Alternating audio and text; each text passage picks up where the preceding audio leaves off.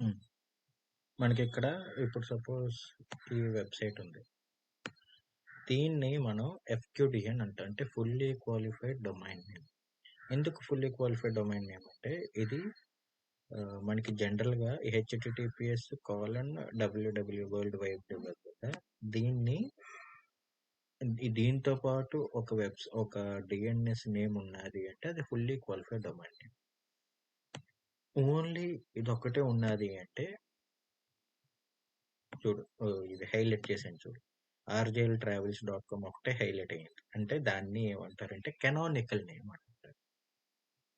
ఇలాగ టోటల్‌గా ఈ అడ్రస్ ద్వారా ఉన్నది అంటే ఇది ఫుల్లీ క్వాలిఫైడ్ డొమైన్ నేమ్. ఇప్పుడు ఇది ఈ ఫుల్లీ క్వాలిఫైడ్ డొమైన్ నేమ్ అనేది ఇక్కడ ఎంటర్ చేస్తున్నాం. ఎంటర్ చేశాక లుక్అప్ అనేది కొట్టాం. సైట్ తాలూకా డీటెయిల్స్ మొత్తం వస్తాయి.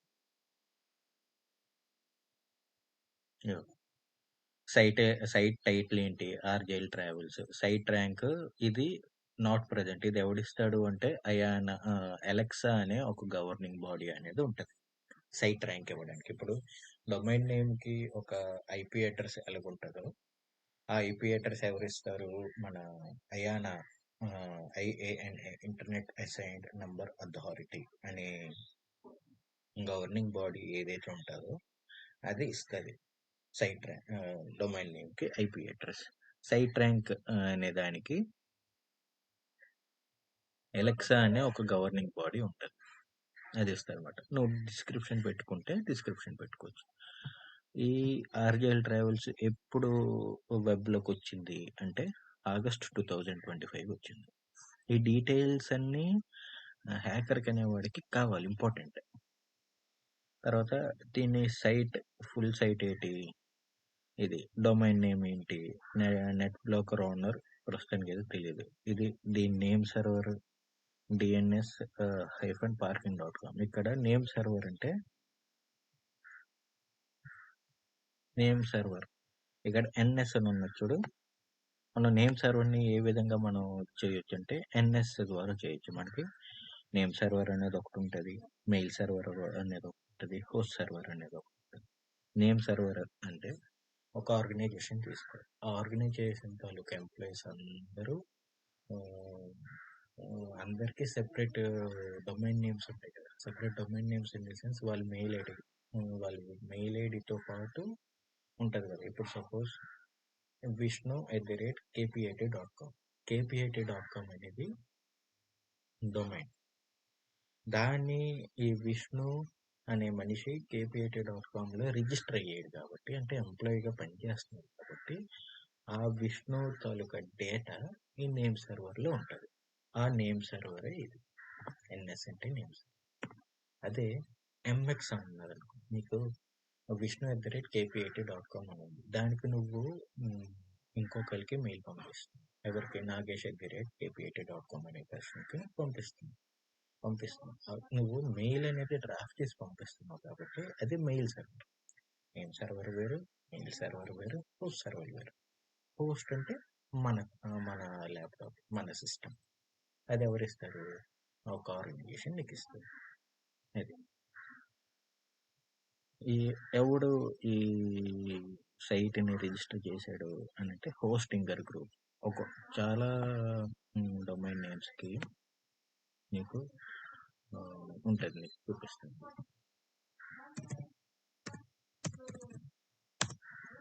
ఇదొక గోడాడీ అనేది ఇదొక బ్రోకర్ అన్నమాట. ఇక్కడ మీరు చూస్తే .com ఫైండ్ యువర్ .com దీనికి ఇది ఉంటుంది. సపోజ్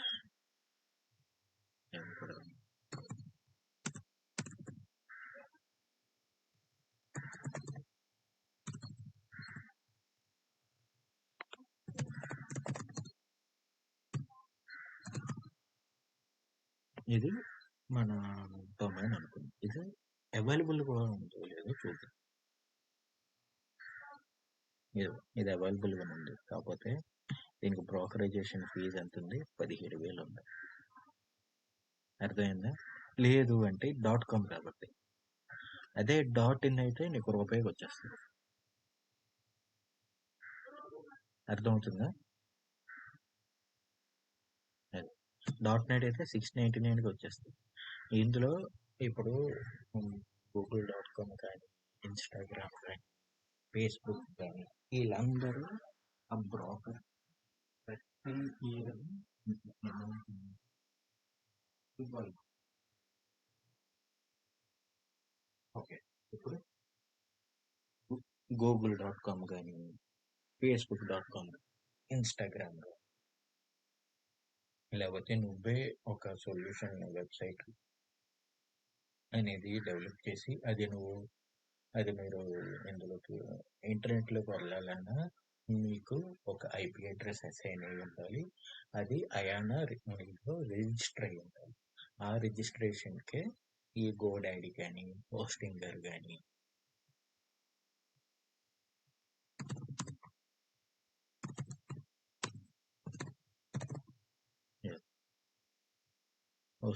కానీ ఇవన్నీ వెబ్‌సైట్ హోస్టింగ్స్ మాట. వీళ్ళంతా బ్రోకర్స్. వీళ్ళ దగ్గర మీరేం చేస్తారు? ప్రతిదీ మీరు ఇందులో కొనుక్కుంటారు. కొనుక్కొని ప్రతి ఇయర్ వీడికి కొంత అమౌంట్ అనేది మీరు పే చేస్తూ ఉండాలి. ఇప్పుడు ఇక్కడ చూసారా మీకు యాక్సెప్ట్ కుకీస్ అని ఉంటుంది. యాజ్ ఎన్ ఎథికల్ హ్యాకర్గా దీన్ని మనం ఎప్పుడు యాక్సెప్ట్ చేయకూడదు. ఎందుకు యాక్సెప్ట్ చేయకూడదు అంటే, యాక్సెప్ట్ చేస్తే మన డీటెయిల్స్ వాడి దగ్గర ఉంటుంది. వాడు ఏదైనా చేయొచ్చు ఆ డీటెయిల్స్తో. మళ్ళీ మనం ఆ డీటెయిల్స్ని చేర్పించడానికి మనం మట్టుగా మనం చేయలేం. అందుకు ఏ సైట్ అయినా యాక్సెప్ట్ ఆల్ వచ్చిందంటే మాత్రం కంపల్సరీగా యాక్సెప్ట్ చేయండి అని వచ్చిందంటే మాత్రం యాక్సెప్ట్ చేయాలి. కావాలంటే మనకి యాడ్ బ్లాకర్ అని ఎలాగైతే ఎక్స్టెన్షన్స్ ఉంటాయో కుకీస్కి కూడా ఎక్స్టెన్షన్స్ ఉంటాయి. ఆ ఎక్స్టెన్షన్స్ మీరు డౌన్లోడ్ చేసుకుని బ్రౌజర్ మీరు అటాచ్ చేసుకోవచ్చు. అర్థమైందా? ఇప్పుడు దీనివల్ల ఈ హోస్టింగ్ కంపెనీ ఎక్కడ ఉంది? హోస్టింగ్ రిజిస్టర్ చేశారు. ఎవరు రిజిస్టర్ చేసేటట్టు వాడి పేరండి. ఇది మ్యాక్సిమం డీటెయిల్స్ అనేవి వస్తాయి. కాబట్టి paid version pin point accurate details perfect details అనేవి ప్రస్తుతానికి అయితే డీటెయిల్స్ అనేది ఉంటాయి అంతే. కానీ ఇందులో ఏవి జెన్యూన్, ఎంతవరకు జెన్యూన్ అనేది మనం చేసుకునేలాగే ఉంటుంది. ఇప్పుడు ఐపీ అడ్రస్ ఇచ్చాడు. ఈ ఐపీ అడ్రస్ కాదా అనేది ఇప్పుడు మన అడ్మినిస్ట్రేటర్ అకౌంట్ కాబట్టి మనం ఇక్కడ పింక్ చేయొచ్చు.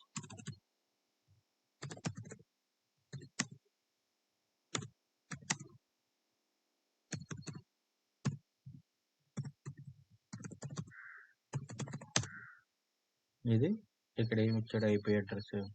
ఇది IPv4 అడ్రస్ కదా. అక్కడే ఉంది ఐపీ అడ్రస్ ఇది.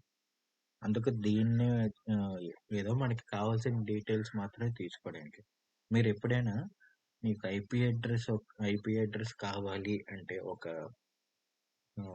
డొమైన్ది కానీ, ఒక ఆర్గనైజేషన్ది కానీ పర్ఫెక్ట్ అయిన ఐపీ అడ్రస్ కావాలి అంటే మీరు చూసుకోవాల్సింది పింగ్. కమాండ్ ప్రాంప్ట్లో పింగ్ అది ఇచ్చిన IP address perfect IP address, అదే జెన్యూన్ IPv6 అడ్రస్. తర్వాత డిఎన్ఎస్ తాలూకు అడ్మిన్ ఎవడు, డొమైన్ నేమ్ సర్వీస్ తాలూకు అడ్మిన్ ఎవడు, హోస్టింగర్ కాబట్టి డిఎన్ఎస్ అయితే హోస్టింగర్.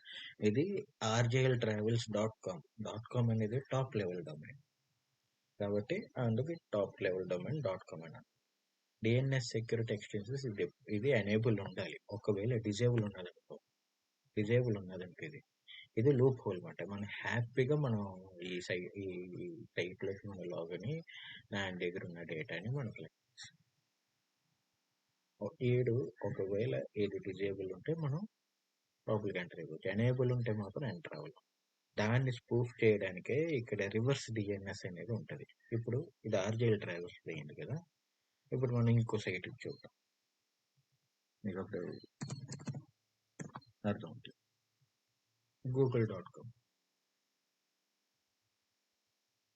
google.comకి సైట్ ట్రాక్ ఎప్పుడు సీన్ అయ్యింది, May 2022, సైట్ ర్యాంక్ 1, డిస్క్రిప్షన్ దేనికోసం వాడుతున్నారు, గూగుల్ తాలూకు మొత్తం ఇన్ఫర్మేషన్ అనేది ఉంటుంది. ఇక్కడ చూసారా, ఇక్కడ డిఎన్ఎస్ సెక్యూరిటీ ఎక్స్టెన్షన్స్ ఎనేబుల్ అని ఉంది. రివర్స్ డిఎన్ఎస్ ఇదేదో ఉంది. రివర్స్ డిఎన్ఎస్ ఎందుకు చేస్తారు, కంపల్సరీగా ఎందుకు చేస్తారు అంటే హ్యాకర్కి స్పూఫ్ చేయడానికి, వాడిని ఎర్రోడ్ని చేయడానికి ఇది రివర్స్ డిఎన్ఎస్ అనేది వాడతారు. తర్వాత ఐపీ జియో లొకేషన్స్ ఉంటాయి, అది ఎక్కడి నుంచి వచ్చింది ఏంటి అని. తర్వాత ఎస్ఎస్ఎల్ టిఎల్ఎస్, ఇవి 99.9% ఫేకే ఉంటుంది. ఇది ఎస్ఎస్ఎల్ అంటే మన సెక్యూర్ షెల్. దాన్ని ఇప్పుడు మనం ఏదైనా ఫోన్పే ద్వారా ఏదైనా బిల్లు కడితే మనకి ఒక సెక్యూర్ సాకెట్ లేయర్ అనే ఒక వేరే పేజ్లోకి వెళ్ళి తర్వాత ఆడు పేమెంట్ గేట్వేలో, అదే ఈ ఎస్ఎస్ఎల్. ఇవన్నీ మీకు స్పూఫ్ చేయడానికి ఉంచుతారు, బై డిఫాల్ట్గా ఉంచుతారు, ఇది అవ్వకుండా, హ్యాక్ అవ్వకుండా. అర్థమైందా?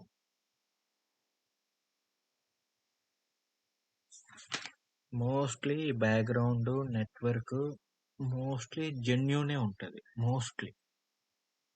Most of the times. But కింద after that geo locations, SSL TLS, certificate transparency, ఇవన్నీ మీకు ఫేకే ఉంటాయి. నీకు దీన్ని అక్యురేట్ ఇన్ఫర్మేషన్ కావాలంటే you have to go to the premium version. Premium version ఇదేమి 100లో రాదు. ఈయన ప్రీమియం వర్షన్ 12 lakhs ఉంటుంది ఒక్క యూజర్కి మాత్రమే. నెట్ క్రాఫ్ట్ అది కూడా 1 yearకో లేకపోతే 6 monthsకో ఉంటుంది, అది 12 lakhs ఉంటుంది. ప్రతి ప్రీమియం యూజర్ నీకు చాలా ఎక్కువే ఇచ్చేస్తారు. అర్థమైందా? ఇప్పుడు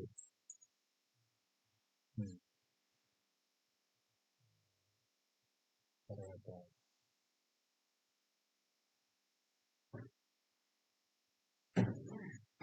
ఇప్పుడు మనకి పింగ్ కమాండ్ ప్రాంప్ట్ అనేది బ్లాక్ అయింది. పింగ్ చేయాలి. కమాండ్ ప్రాంప్ట్ బ్లాక్ అయింది. కమాండ్ ప్రాంప్ట్ బ్లాక్ అవుతుంది సెన్స్ మీరు ఐపీ కాన్ఫిగ్ వరకు పింగ్ చేయొచ్చు. ఐపీ కాన్ఫిగ్ అంటే ఐపీ అడ్రస్ హోస్ట్ నేమ్ చూసినంత వరకు మీరు ఓకే. తర్వాత మీరు పింగ్ చేయడానికి అవ్వదు, ట్రేస్ అవుట్ చేయడానికి. అలాంటప్పుడు మీరు ఏ దీనికి వెళ్తారు అంటే ఒక వెబ్సైటే ఉంది, ping.io.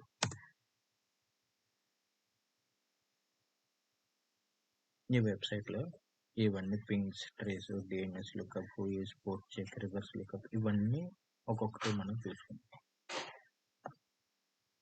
ఇక్కడ ఐపీ ఉంది కదా, ప్రస్తుతానికి ఈ ఐపీ అనేది మన ట్రాకింగ్ పర్పస్ కింద యూజ్ చేస్తాం. Tracking purpose in the sense ఇప్పుడు నీ డిఫాల్ట్ గేట్వే ఎక్కడి నుంచి ఎక్కడి వరకు అంటే ఏం చెప్తాం, default gateway only entry point and exit point వరకు చెప్తాం. ఆ డిఫాల్ట్ గేట్వే నుంచి నువ్వు ఏటేటి యాక్టివిటీస్ చేసావు అనేది ట్రాక్ చేసే ఐపీఏ ఈ పింగ్ అనేది క్లిక్ చేసాం. ఇక్కడ హోస్ట్ నేమ్ అనేది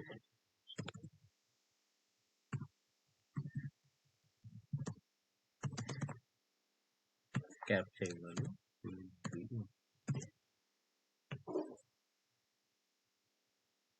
బై డిఫాల్ట్ ఇది ఇచ్చేది మాత్రం ఓన్లీ IPv6 అని వస్తుంది.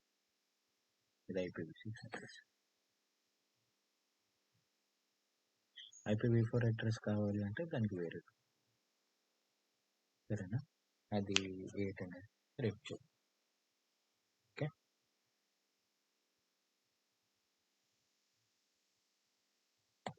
డౌట్ అంటే